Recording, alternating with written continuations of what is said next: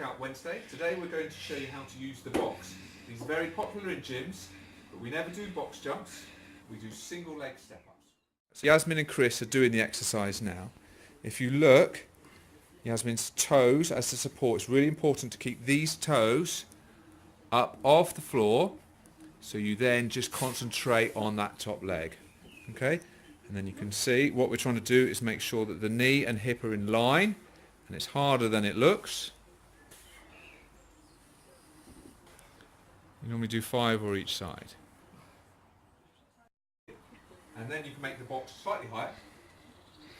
Okay, I'm still looking to control up and down. Okay?